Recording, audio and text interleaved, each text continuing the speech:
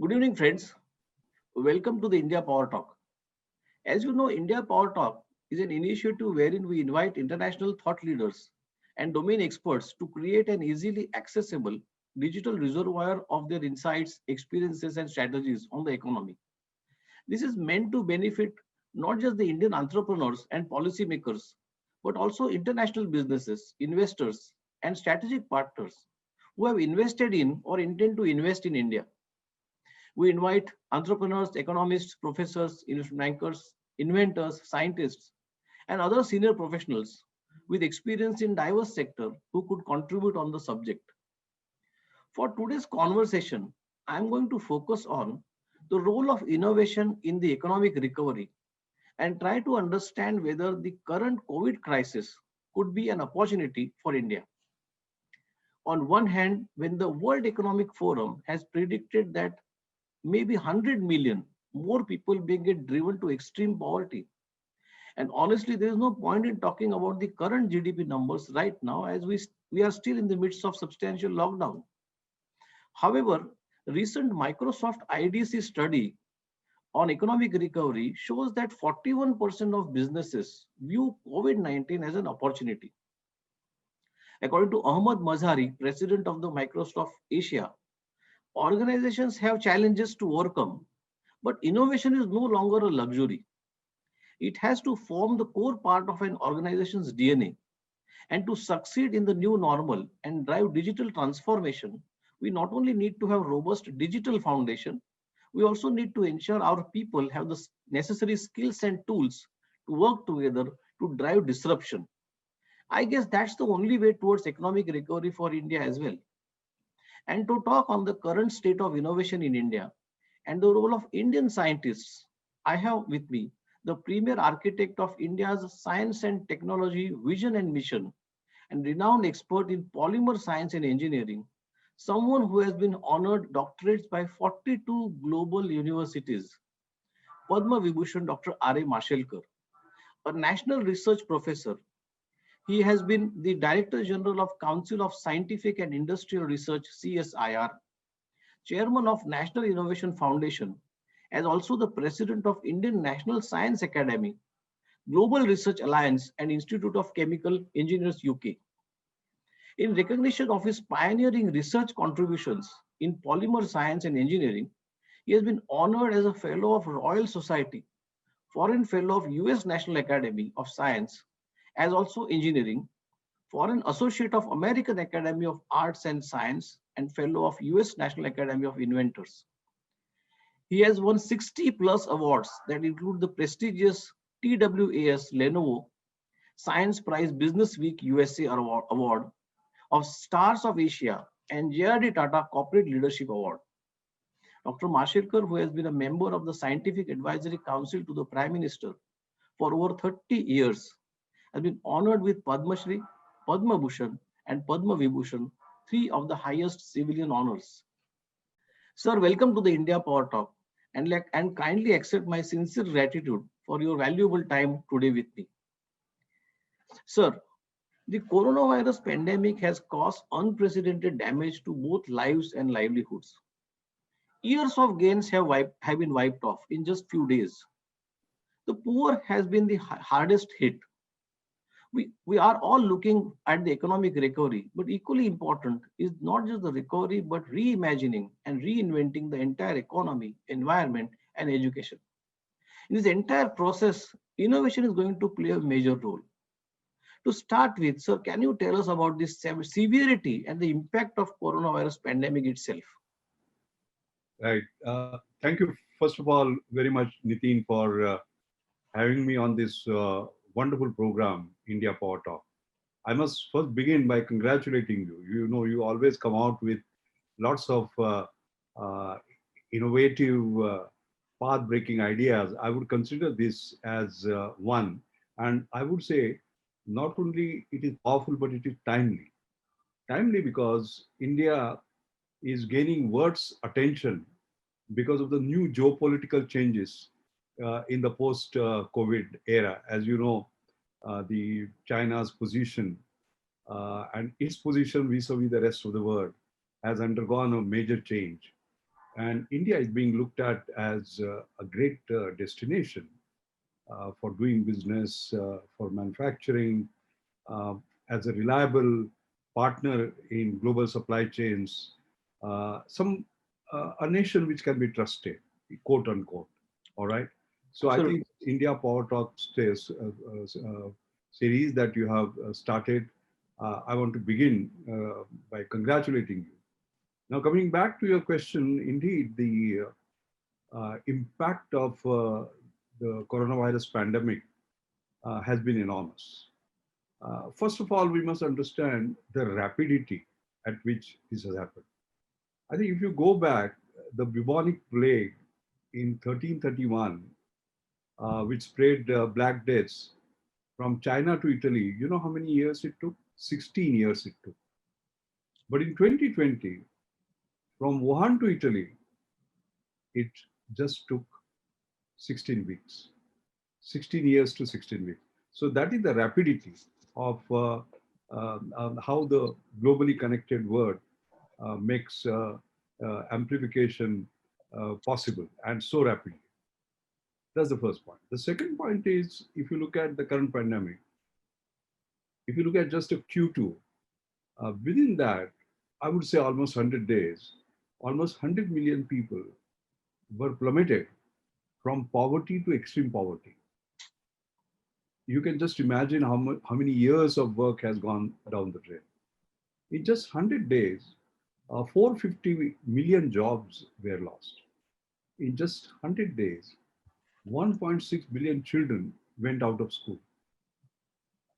And online learning, working from home, schooling from home became the norm.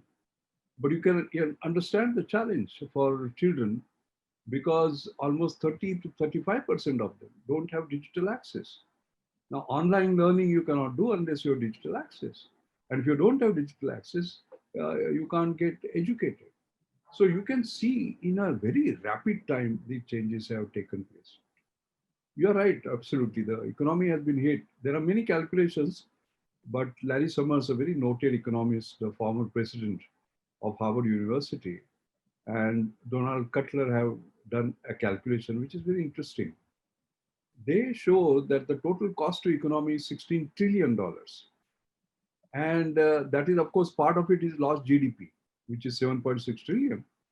But premature deaths contributing 4.4 trillion. Then long-term health impact contributing 2.6 trillion, etc., etc. All right, because you just count the GDP loss. You have to count what impact it has, and that is enormous.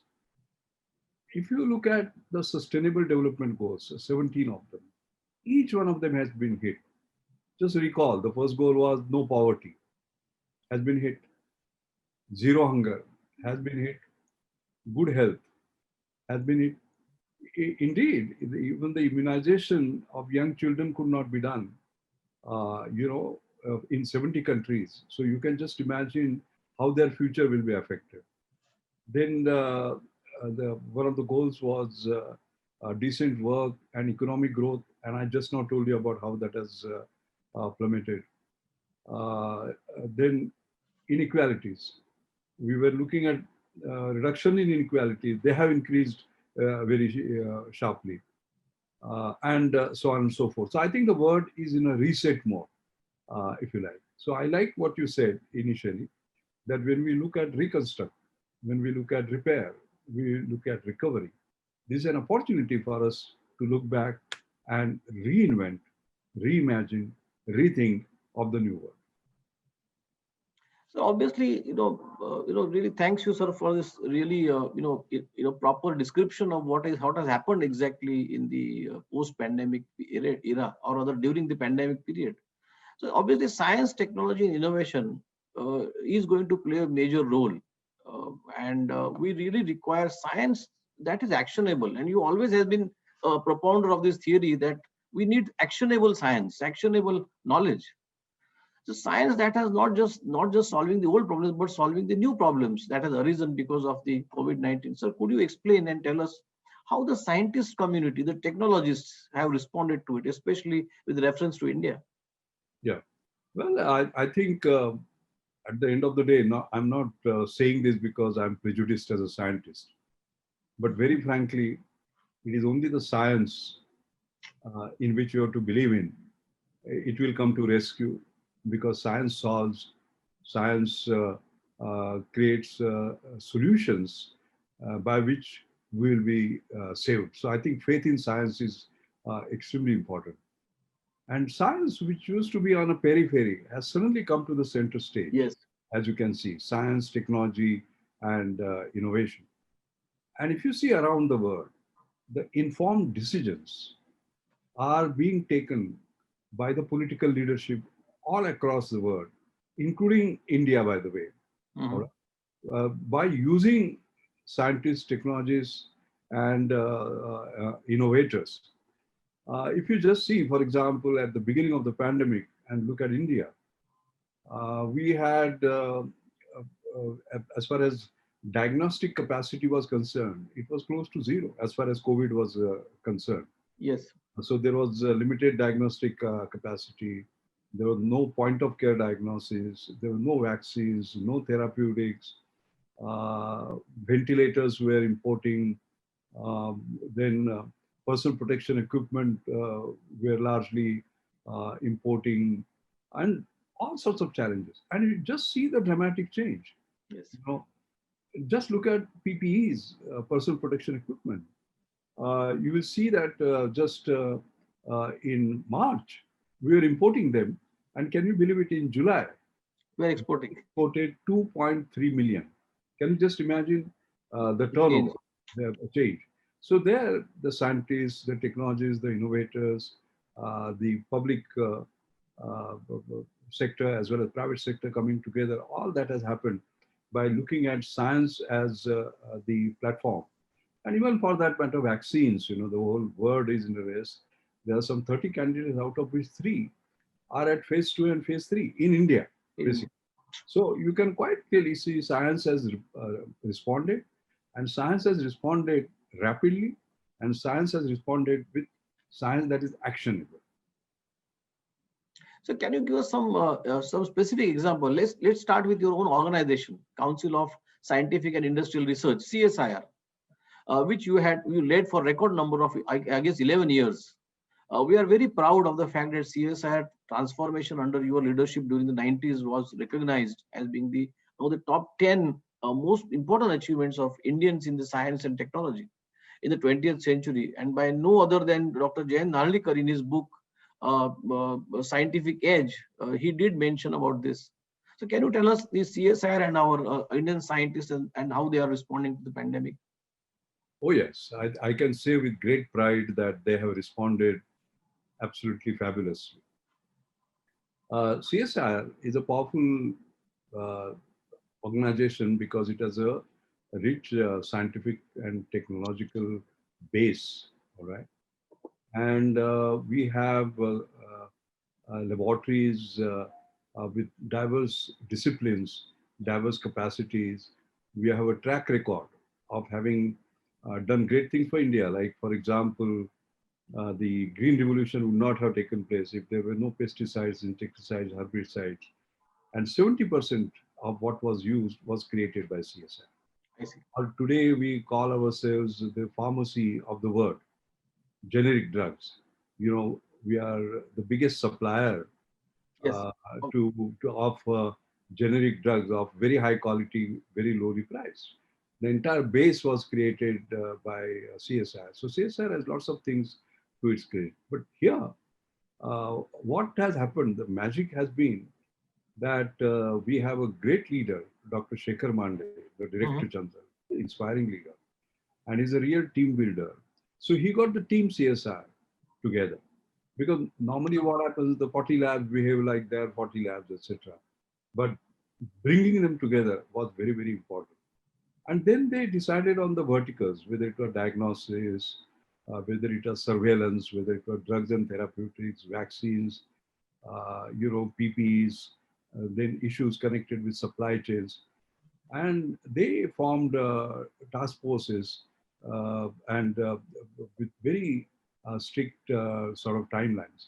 So if you see, for example, just let us take one example of molecular and digital surveillance, and we require diagnostics for that, And if you look at the standard RT-PCR technology, etc., it takes a while. If somebody has a COVID, Yes. he doesn't know whether he has or not for 1 or 2 days, because that's how long it takes.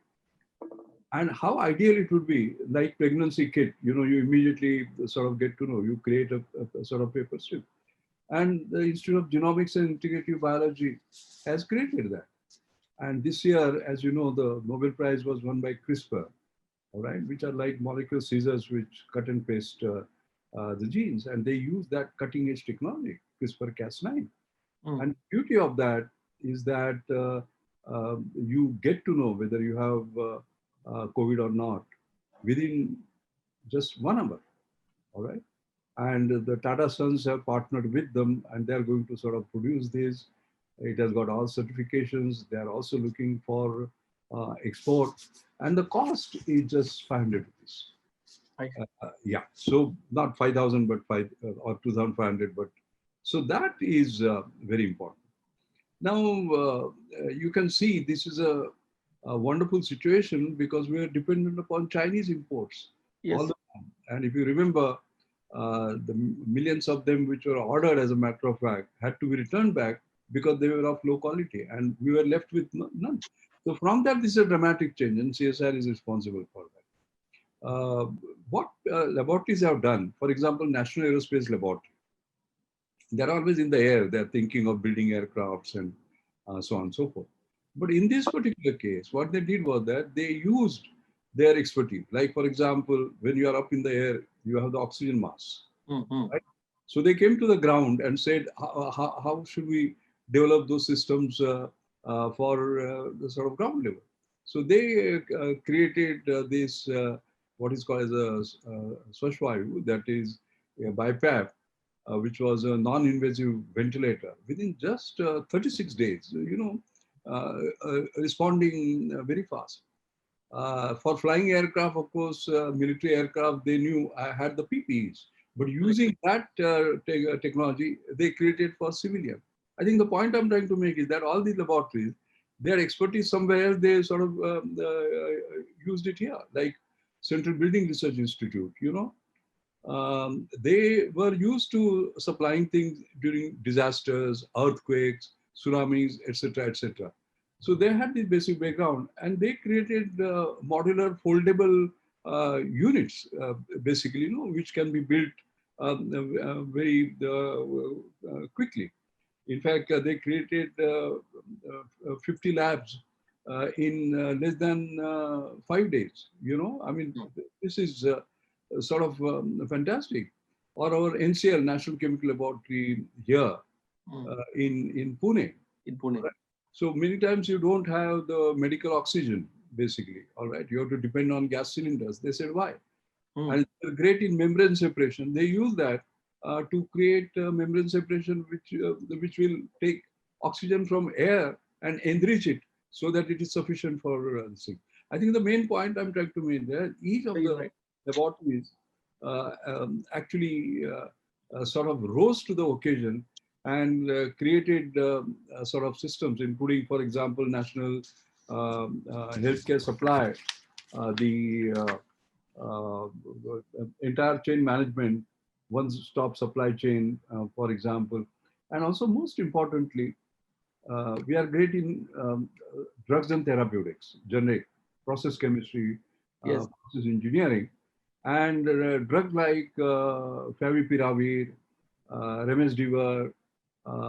For all these, they created process chemistry, and not just in the lab. Cipla, for example, favipiravir. It is the cheapest sort of drug in the world, just less than $1, for example, that they created. So also, I would say that in terms of the future, you require certain predictive capability on what will happen, etc. And they have developed some very sophisticated computer modeling and simulations to do predictions. So I would overall say that it's not just about coming with 100 technologies in 100 days, but beyond that, not only saving us from the current crisis, but looking at the future, Future. creating and preparing for the future is what CSR is. So, Mr. Well, that's really great and very commendable of CSIR. Now, so CSIR is a big organization. It has public resources that are made available to it by the government. Now, do you also see private players playing equally a responsible and a more engaging role in this current situation? Yes, well, private sector, these PPEs that I talked about, which are getting exported, they were done by private sector only, I see. basically, in order to sort of create that. In fact, without industrial enterprises actually putting the products into the marketplace, it couldn't That been work, difficult. for example. So they have done that. But equally importantly, I would say they created an environment uh, in which people could be challenged. See, for example, Marico company, as you know, I think Yes. Safola and all those products, as you know, they sell them. It's a great company, but it has a great leader, Harsh Mariwala. Yes. Harsh Mariwala created Marico Innovation Foundation in 2003, almost 17 years ago, when innovation was not a buzzword at that Yes. time. Absolutely. And I have been his chairman for last 17 years. I'm very proud of that. And what we used to do was do a number of things for innovation. Like, for example, we will have Marico Innovation Foundation Awards, which we would give every 2 years based on whatever was going on. But this time we said, here is a challenge. And can we challenge the Indian community of scientists, technologists, and innovators? And he and Amit Chandra, Harsh Mariwala and Amit Chandra, put 2.5 crore from their own pocket and created what is called as a grand challenge. You know, Right, Chairman. grand challenge in a sense for the innovators to come out. And we picked up only PPEs and ventilators at that point in time. I see. Yeah, because they were the critical ones Like, at the time that I'm talking about. Today we are well placed. And it is amazing the kind of response. I remember within 3 weeks, we had 1,500 intents, out of which 600 submissions came. And I chaired that committee to do the selection. hmm, And 600, we scheduled it down to six. And there have been world-class breakthroughs how- that we have created, which are just meant for Indian conditions. Because, see, for example, ventilators, we import, correct. very expensive, like 15 lakh, 20 lakh, 10 lakh, depending upon the sophistication. But they're not affordable. So you have to Yes. make them first affordable. Secondly, they have to work under Indian conditions. Like in your Mumbai itself, you had a power breakdown. Yes. Now, because there is a power breakdown, the ventilator cannot stop. It has to run. Yes, sir. Or if you are taking ventilator to a village, where there is no access to electricity, or there are breakdowns, then also it has to work. So they created ventilators which will work under those conditions. Very The piped medical oxygen industry, will not be available. So you have to pick up oxygen from air, enrich it, and sort of use it. They created those. Many times there are no trained workers, so it has to run as a sort of on its own. So they created that. So KPIT Technologies, for example, right here in Pune, they yes. are software services. But Ravi Pandit said no. His chairman, he said we must rise to the occasion, and they created a fantastic ventilator. So private sector, I would say, has come in a big way. I'm very proud about the way that they did, whether they're Tata, they were Mahindras, or KPIT, or Marico, coming in and contributing. So that's really very encouraging and very happy situation, I would say. Uh, so we have a large pool of SMEs and MSMEs and startups, roughly 6 crore. And in fact, we started a startup campaign also in India. So do you think that the startups have made any difference to challenge the current pandemic? I mean, what do you see any startups or SME, MSME coming and really contributing in a big way to impact the society? Hugely, I would say, I'm very proud. I'm particularly proud of that because, these young people, we have a misperception that they are just interested in making money and not serving a public good or a social good. That is not the case. Their heart is in the right place. And I'll give you 3 or 4 examples just to Sure. illustrate how quickly they came. For example, after the pandemic broke away, right here in Pune, I'm talking about Pune, not because I'm from Pune, but lots of things happen in Pune. Pune sometimes leads. Pune is the Silicon Valley of India, I guess. Yeah, it is. So, oh well, Bangalore will dispute that, so we have to be careful. I Now, know. I remember within 6 weeks after the breakout, my lab, a startup here, they created the PCR diagnostic kit, RT-PCR. And they solved 1.2 million tests, did those in 3 months' time. And it was 3 times cheaper than the standard one. And most importantly, 95% of the components were from India, because that is becoming very critical now because of the global supply chain basically issue. And after that, they what is most remarkable is that the chief technology officer, there's a very touching story. Uh, Minal Dhakwe, she was pregnant and she was about to sort of deliver her baby, but she waited till the records were submitted to the regulatory authority, got herself admitted in the hospital, and within 4 hours deliver a baby. You can see the commitment. Commitment. This is what makes it sort of special. You look at, for example, Dharavi. Now in Dharavi, as you know, it's considered as a miracle Yes. because it is Asia's biggest slum, as you know. And in fact, in Los Angeles time, there was a headline. The headline said that the biggest slum with million people could control, Correct. the COVID. Why can't America? I still remember that. Yes, absolutely. Now, in making that happen, there were a number of things that were important, but one of them was identifying high risk patients and isolating them very quickly and treating them. That was very critical. And there, for example, this startup Cure.air, uh, Hmm. they came and they had developed, based on artificial intelligence, something where 24 abnormalities in chest X-ray could be identified within sort of minutes and very quickly. All right, and that was very helpful because we needed, you can't wait for a day or two, basically, and they were able to basically do that. And I'm quite happy to say that it is so good. Our Prime Minister says, when he talked about Atmanirbhar Bharat, he also said, "Make in India for the world." Correct.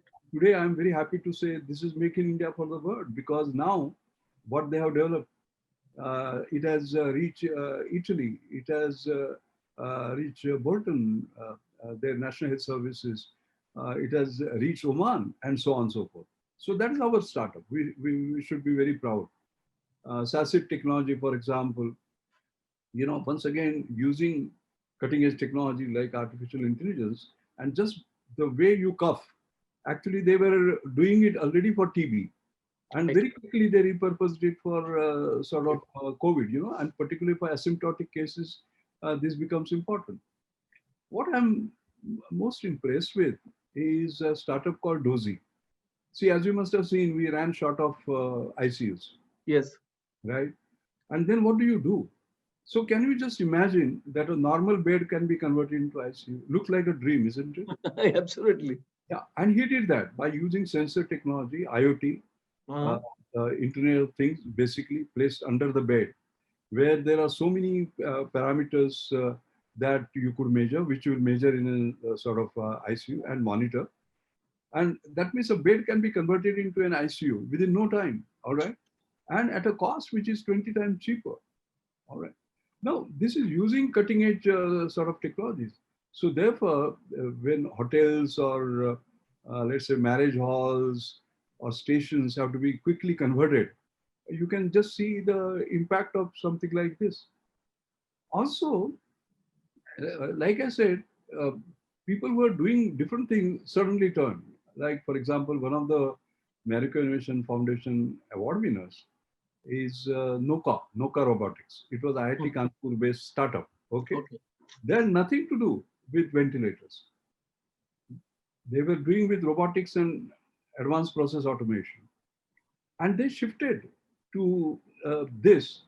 And within no time, within few weeks, they were able to create sort of a unique ventilator, which was a turbine-based ventilator, so that even if you don't have compressed medical air, you could supply it, and price one third of the sort of standard. So I have just given you 4 examples. If time was there, I would have given you more. But basically, the point I'm trying to make is that I'm so proud that our young generation, our Yuva Shakti, our youth power has just sprung into action and responded.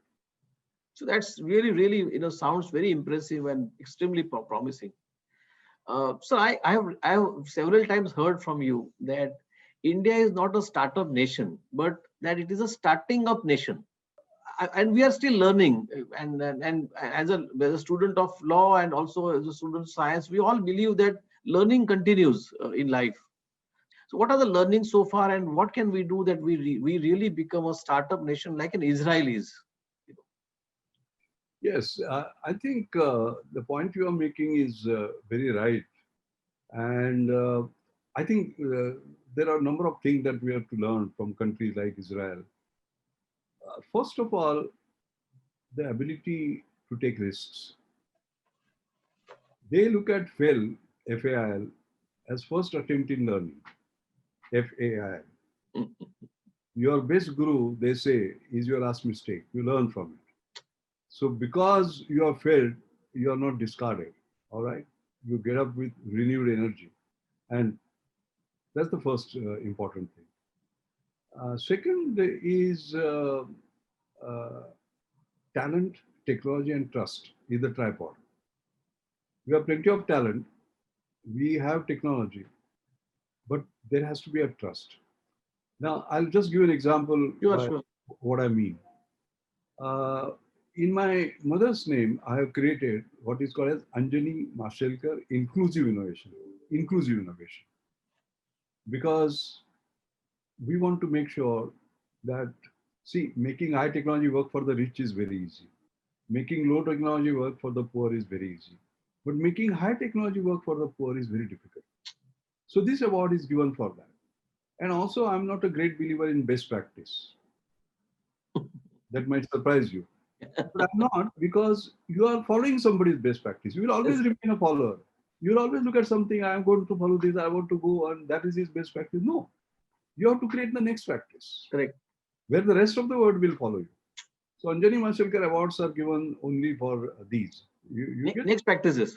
next practices. Okay. And this is the 10th year of the award. Okay. Now I will explain to you talent, technology, and trust. One of the awards went to Naveen Khanna. I hope you have not had the misfortune of having had dengue. But if you had, you will find among your friends that it took a couple of days before they knew whether they had dengue or not. Okay. Naveen Khanna created something where you don't have to wait for 2 days. You can do it in 15 minutes. I see. Not only in 15 minutes, but you will know, because he had 2 powerful markers at what stage the dengue is. Okay. And what were we doing? We were dependent upon the imported kit from South Korea, from Australia, from America, and so on. And suddenly there was a dengue breakout. So all kids were getting exhausted. So we approached these 3 countries for quick supply. America and Australia said it will take time, our processes. South Korea said we'll supply immediately. And South Korea supplied, but their ship did not come to India. By mistake, it went to Africa. So India had no kit at all. And Naveen Khanna, poor fellow, he was going from pillar to post for years, and he was not getting acceptance at all. But India had no choice but to go for it. And then they went for it.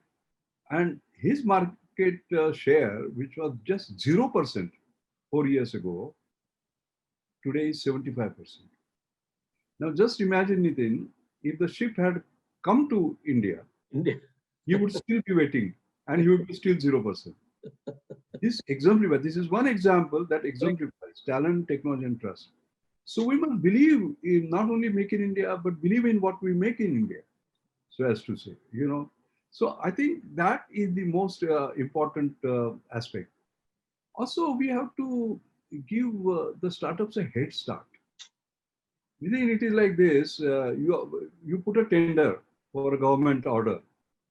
First thing they will ask you is the experience.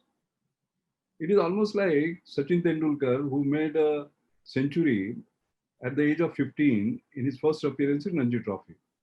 But rather than taking him in the test, they would say, "But do you have 10 years experience?" To a 15-year-old. So it is something like that, startup. So we have to give them a chance. So what we have done in Maharashtra State, as you know, there is a Maharashtra State Innovation Society. Yes. I happen to be its co-chairman, and the other co-chairman is our Honorable Skill Development and Entrepreneurship Minister. So we created a very bold startup policy Mhm. where, without following the standard tender processes, we have created a separate way for startup where, based on the merit, they will get a work order. Just to give an example, and they have what is called as a startup week where they select, and each one of them get this work order. Just to give you a specific example so that Yes, you will sir. understand. Drones are very popular now Yes. and they're used for various purposes. But a startup created drones which can move on the surface of water. And as you know, after Ganesh Chaturthi, the rivers of Pune, you know what happens to it. So you have to do a lot of cleaning by going to areas which cannot be reached easily. And PCMC, Pune Chinchwad Municipal Corporation, placed a work order on these. They did a fantastic job. And once they have done their job, many other cities now are saying, "Come to us, come to us, I come." see. So he was given a chance. But supposing he went through the normal tendering processes, he will still be waiting. So you have to Correct. create systems of this kind by which we can basically, uh, uh, you know, uh, fast track or speed up these. And I'm very happy the Startup India movement that has started. They are trying to sort of create that, but it is not just about sharing part expenditure of patents, etc. It is giving them a head start in getting into the Yes. business. Sir, you are an extreme optimist, I must say, and a very positive person. So I have a general question to you from science and from startup. Let's move towards the Indian innovation ecosystem as such. How do you compare it with the rest of the world, and where are we ahead of the rest of the world, and where are we behind? Now, just to give you a little on this is, I understand that there is a global innovation index where India has entered the top 50 and positioned itself at number 48. That's good news. But we have seen that during the past 10 years, China has risen very rapidly to number 22 position. Why could we not accelerate the way that they did it? I mean, I'm not comparing ourselves with China, but generally, what do we need to do so that Indian innovation ecosystem will be ranked among the top 10 in the world? We need to build that ecosystem. And who else other than you can comment upon this? No, I totally agree with you. I think let me give a perspective. Global Innovation Index started a more than a decade ago, and I have been on its international advisory board right from the start. Okay, and we are keeping on improving the Global Innovation Index over a period of time. Now, what happens in Global Innovation Index is that you measure things which can be measured by secondary data sources and so on and so forth, etc. But there are certain things you can't measure, so they are not counted. All right. So over a period of time, we have made an effort to make sure that these get counted. I see. All right. And I'm happy to say India has risen not only because they are doing better, but also because the indicators are doing better. Because many times what happens, you count something, uh, which is not really relevant. And you have to count things that are sort of relevant. So that has become now more visible. That is one issue. The second issue is that if you look at,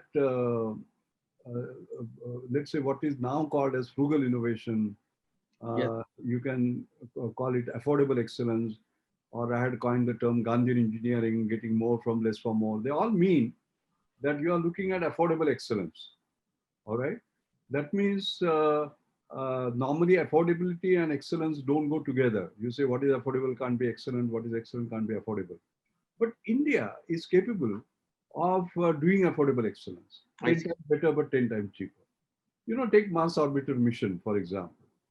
We became the first nation, basically, to be successful in the very first effort. Not US, not China. And we did it at a cost, which was just $74 million, which was 10 times less than US. And yet, both of us, our Mars Orbiter mission, Mangalyaan was circling sort of. So this ability to deliver excellence at a very low cost Low cost. is our specialty. Unfortunately, that doesn't get counted in Global Innovation Index. I see.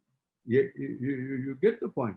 So I think there are sort of issues with regard to where India's strengths are, how they don't get counted. But that does not mean in the standard indicators, we should be lagging behind. I mean, look at, for example, China.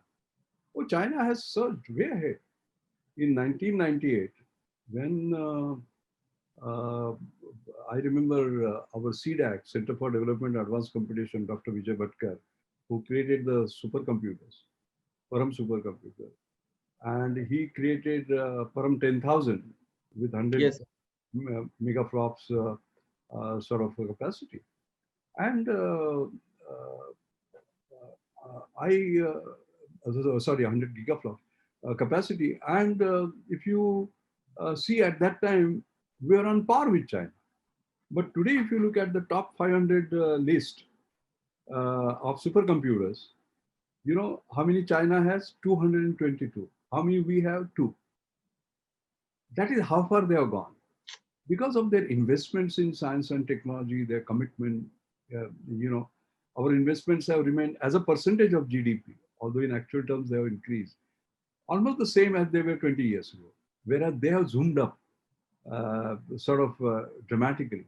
So lots of these things will have to be done in order to sort of lift these indicators. But doing innovation in the Indian way, particularly belonging to the affordable excellence, we are absolutely at the top. So you mentioned about Gandhian engineering just now in our last answer. Hmm. Gandhian engineering is based on the principle of more from less for more. I mean, can you explain that specifically? Particularly, what role can the Gandhian engineering play during the current pandemic situation? Oh yes, I think if at all world wants something, it is Gandhian engineering at this point in time. I'll explain to you. Let me explain the sort of background behind it. The background is as follows: that in 2008, I got elected to Australian Academy of Technology and Engineering, as it is called now. At that time, it was called ATAC. And they invited me to Canberra to give a talk on innovation. And I didn't want to sort of give something that I had read from these books. I wanted to say something that is original. So the title of my talk was Gandhian Engineering, Getting More from Less for More. And there's a bit of a shock effect because what is Gandhian engineering? You knew electrical engineering, chemical engineering, metallurgical, but what is Gandhian? So I explained to them what were the 2 tenets of Gandhi. The first tenet of Gandhi was that there is enough for everyone's need, but not for everyone's greed. What it means is that the resources that you have to preserve them for your great-grandchildren and their great-grandchildren. Now, how do you do that if you exhaust? So you have to exhaust less and less and create more and more out of it. So that is more from less. The second part is that he said that science, the power of science, the benefit of science must reach the poorest of the poor. All right? That means for all. So more from less and for more and more. So more from less for more. So it is more from less for more people, not profit. Correct. Of course, you can make profit, but the primary objective is getting more from less for more. So innovation, which belongs to Gandhian engineering, belongs to this category of affordable excellence. Now, for example, all the awards that we are given on Anjali Mashelkar Inclusive Innovation Award actually belong to this category. Now, let me just illustrate Gandhian engineering by just looking at one of the winners of the Gandhian. I mean, this is something called Sanket Life, which you Hmm. can actually order on Amazon, by the way. You will get it for 2,500. What is this? Can you believe it? This is a portable ECG. ECG, what do you do normally? You go lie down on the bed, there are 12 leads, all right? And then the nurse takes it and it takes half an hour and then she gives the paper printout, etc. Nothing. How about having an ECG which is portable, which you can carry in Carry. your pocket, right? Looks like a dream. But Raghunath, Absolutely. the young man, created it, and this is how it looks. All right? I see. Yes. Now, and you can buy it for 2,500 rupees, as I said. So how does it work? You put your two fingers here, okay, for 15 seconds. I mean, two thumbs. And then there is a sensor right here. This is your heart. So you put it for 15 seconds, 15 seconds, 15 seconds above the heart. And below the heart, 15 seconds, 15 seconds, 15 seconds. So in about 3 minutes, if you have downloaded an app on a smartphone, like which I have, Sanket, Huh. this ECG will come to your smartphone. Wow. And this is equivalent to that 12 lead that you do in sort of a hospital. Hospital. Now, what is the cost per ECG? Just 5 rupees. You get the point. So this is getting more from less for more. And more people, because more and more people can afford it. Also, this is very user friendly. It is like using a sophisticated thermometer. Absolutely. Absolutely. It's like a thermometer. Yeah. So now when Gandhiji said that the results of science must reach the poorest of the poor, now you can just imagine. Supposing there is a old lady in a village. She has an extreme heart pain and she has to be taken to a hospital, which is 4 or 5 kilometers away. You'll put up in a bullock cart or you'll take her on a scooter, etc., etc. You don't have to do that. If there is a connectivity, you can just use this and it will reach the best expert in Pune or in Mumbai. Absolutely. That is Gandhian engineering, making high technology work for the poor, for the benefit of the poor. That I would say is the issue. And India excels in doing that. Sir, we can just go on and on. You have so much of experience and so much of insights and global connect. I guess, at least I would have to take 10 such talks with you only to complete, to get the complete download of your experiences. So one last message that you will have for the next generation. Next generation, I would say, rather than giving one, I will give quickly five. All right, a bunch of five. The first is aspirations are your possibilities. Keep them high, always. If you aim at Everest, at least you will reach Kanchenjunga. Correct. If you aim at Kanchenjunga itself, you will reach Hanuman Tekdi. If you aim at Hanuman Tekdi, you will be where you are. So keep them high. That's number one. The second is nowadays the young generation wants instant success, like instant coffee. Like instant coffee, there is no instant success. There is no substitute to hard work. I'm 77 now. I work 24 into 7, day after day, week after week, month after month, year after year. And I will do so till I breathe my last. That's the second. Third is you keep on knocking on the doors of opportunity and they don't open. Open your new doors, your own new doors. Like I came in 1976 to NCL. I couldn't buy the imported equipment. It would take me 2 years. I shifted my field. I didn't kept on knocking on that door on creating a school on rheology and fluid mechanics because my vibrator goniometer would not have come for 2 years. I opened a new field, modeling and simulation, and won the Bhatnagar Prize within 5 years. So that is very important. The fourth one is uh, purpose, perseverance, and passion. They matter. Perseverance is most important. Okay. Uh, Quitters are never winners, and winners are never quitters. And the last one, the fifth Mashelkar mantra, is there is no limit to human imagination. There is no limit to human endurance. There is Absolutely. no limit to human achievement, accepting the limits you put on yourself. We saw that in pandemic. Yes. Like, for example, that young girl, 15-year-old, Jyoti Paswan, you know, her father, who had a broken knee, she put him on a bicycle and cycled for 1,200 kilometers in 8 days. That is the human endurance, so as to say. Similarly, human imagination, etc. So anytime you receive anything as an award, etc., my guru, Professor Sena Rao, I say, when I became FRS, which is next to Nobel Prize, when I phoned him up, he said, not bad. When I became American Academy of Arts and Science, only seventh Indian from 1780. When I phoned him up, he said, not bad. And when I got upset, I said, what do I have to do? At that time, the message that he gave me, I will leave it as a last thing.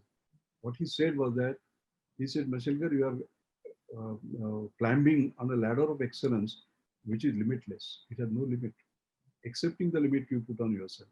So my message will be, any achievement that you have, you should say, my best is yet to come.